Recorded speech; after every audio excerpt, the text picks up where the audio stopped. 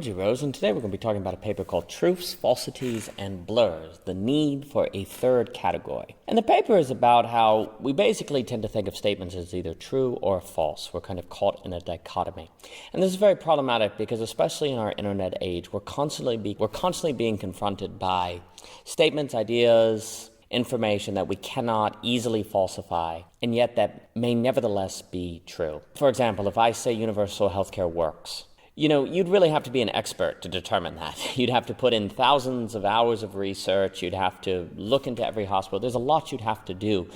And yet the claim is, in fact, falsifiable, right? I mean, it is something that you could determine, just not readily unless you were an expert. So the claim lies between what is theoretically knowable and what is practically knowable. It is indeed theoretically knowable if healthcare works, if the Chinese government is plotting to destroy America, if American corporations are taking advantage of its people, so on and so forth. All of these things are theoretically knowable, but they're not practically knowable unless you're in a position of authority, an expert, and so on and so forth. So we need to have a third category, something I want to call a blur. A blur is not clearly true or false. It can make the difference between truth and falsity more difficult to determine. Or it is something that if the claim is true or falsifiable, it can only be done from a certain conditionality, which tends to be a conditionality that is not practically accessible to us without a lot of work. This is really important because, for example, if the president gets up there and says that the Democratic Party is trying to destroy America, or if the Democrats get up and say the Republicans are trying to destroy America, this claim is theoretically falsifiable. It is something you could know or not, depending on, I guess, how you define destruction. But it is not something that you could easily determine. And so then you go off, let's say the Democrats claim the Republicans are going to destroy America, and you go off to investigate the Republicans. Well, while you're off doing that, the Democrats are going and doing their agenda. You're busy researching, and then by the time you're done researching, they've already gotten away with what they wanted to get away with, and it's too late. Maybe the corporations say that the government is trying to take your freedom, so you go and investigate the government, and while you're doing that, the banks that are too big to fail create subprime mortgages, and now your retirement plan is in a hostage situation. If we just don't have the ability to say no, corporations, that's a blur, that's something that's blurring the line between true and false because it's blurring what's theoretically knowable with what's practically knowable, then we would keep our eye on the corporations and we would not distract ourselves with 5 years of research as the corporations go off and do what they want to do. This is also really important because there's a lot of claims today, especially in the QAnon, the conspiracies, Pizzagate, all these different things that are what I like to call pitch and risks. And that is described in the paper, The Conflict of Mind, the title piece of the first book of the True Isn't the Rational trilogy. And a pitch and risk is something that there's no guarantee that if you investigate X, that you'll ever reach a point where you can say that X is true. And yet it will not be clear on the way of investigating X that you will never arrive at that point. In fact, as you go along, you may get more of a feeling that you're going to arrive eventually at a point where you can determine what's true and false. But really, that's not the case. So, for example, the question if God exists, that could be a pitch and risk because you could spend 80 years investigating it and never reach a definite conclusion. And yet it would not necessarily follow that there was no conclusion. Pitch and risk is tied to the crying of Lot 49. It's an allusion to the work of Thomas Pynchon. And it also, in the paper, talks about the show Made in an Abyss, which I think is a good metaphor for the pitch and risk. Well, a lot of blurs can be pitch and risks, and if we don't have the category of blur, we can be lured into a pitch and risk without realizing it, and then spend 80 years investigating something that we can never reach a conclusion about, all while the people in power go about their business and do what they want, and we're distracted. As I like to tie blurs up with pitch and risks, I also like to tie them up with something that Ron Suskind once said when he was in the Bush administration. According to him, and Ed said to him once that Suskind was someone who was in the business of what was called a reality-based community, which the aide defined as people who believe that solutions emerge from your judicious study of discernible reality. And the aide said that's not how reality works. He said America is an empire now, and when we act, we create our own reality. And while you're studying that reality judiciously, we'll act again, creating other new realities, which you can study too, and that's how things will sort out. We're history's actors, and you'll just be studying what we do. So I like to refer to this idea as the Susskind donkey, which is tied to the Bergian donkey, which is the thought experiment where you have a donkey trapped standing between two equally sized piles of grain.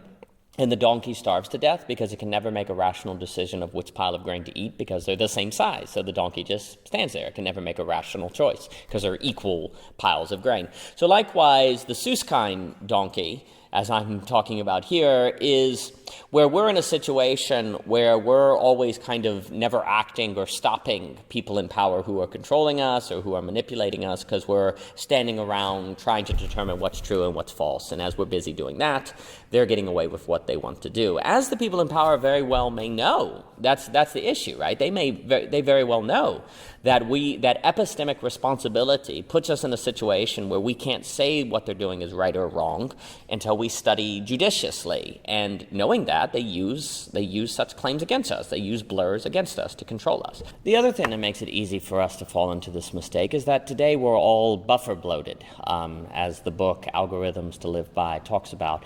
And that means we just all feel like we need to be reading everything, learning everything, that there's always more shows we should be watching, more podcasts we should be listening to. In the age of the internet, we're all buffer bloated. I really like this phrase. And when we feel like we're always behind, well, then we're already kind of vulnerable to a politician coming along and saying, you are behind. You need to investigate the corporations, the Democrats. You need to look into these claims about how the corporations are manipulating you. So you're you're already conditioned to feel like you need to be watching and investigating and watching and listening to everything. So when you're told that you're not investigating enough, you're already like, well, yeah, I'm not. So you feel behind. And so that's another way that epistemic responsibility is used against us. So today, especially in the internet age, it's increasingly just unveiled to us that classical logic, I guess traditional logic and epistemology just aren't adequate. We need a new term that I'm calling blurs, because the dichotomy of true and false needs to be deconstructed. We need to bring Derrida in, because that dichotomy can be used to control and manipulate us, make us fall into pitch and risks, make us feel like it would be epistemically irresponsible to stop the corporations or government or state or whoever who is controlling us. And arguably, the lack of the category of blur is one of the reasons why we have so many conspiracies today, why we have so much manipulation, so many cults, because it's just so easy for the dichotomy of true and false to be used against us, because we already feel buffer bloated, and because the dichotomy indeed leaves open, it doesn't address these categories of pitch and risks and the possibility of being a Susskind donkey and things like that. So we need a more sophisticated epistemology. And I do want to stress, we need to understand that when I'm saying, if we say that X is a blur, it does not mean that X is false. I feel like what might be happening today is people have a sense of these problems that exist, of these problems of being manipulated, but they think you can fight them by simply saying that what the politician is saying is false. But the trick is that the corporation, the politician, and so on, what they're saying is not clearly false. You would have to investigate what they're saying to know it is false.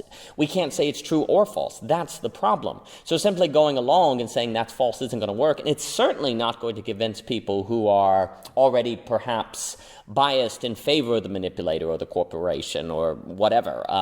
They're not going to, just telling them that what the person is saying is false will not convince them. The key is that blur is genuinely a third category where you're saying we just cannot determine if that is true or false right now, so it has to be off the table. We have to continue the conversation, not taking that claim into account, even if it's ultimately true. Now, of course, the risk with this is that we call something a blur, take it off the table, that in fact is true and in fact is relevant. Well, but we practically have no choice in a given conversation. Now, if after the conversation, if after the debate, if after the presentation, people want to go investigate the blurs, by all means. But it should be recognized that there are different kinds of blurs. Maybe there's a blur you can figure out after a week of an investigation. Maybe there's a blur that you can never figure out, or that takes 80 years. So there are different kinds of blurs. Maybe also we need to establish different rules where you have a conversation and say, okay, party one had 5 blurs in their discussion. Their argument rested upon 5 blurs, while the second party had only 3 blurs that their argument rested on. Therefore, we're going to take the second party with more weight. So These are all possibilities that open up if we have this third epistemological category, which right now we don't have, and that I fear is making us vulnerable. So anyway, this was Truths, Falsities, and Blurs. For more, please visit ogrose.com, and thank you for your time.